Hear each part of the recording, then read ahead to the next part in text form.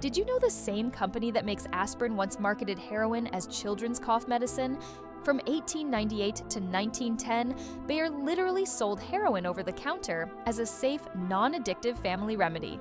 Their ads showed happy kids getting spoonfuls of what we now know is one of the most dangerous drugs on earth. Parents were giving their children actual heroin for sniffles. Bayer called it a miracle cure and pushed it harder than aspirin. Corporate oopsies don't get more catastrophic than accidentally creating a generation of tiny addicts.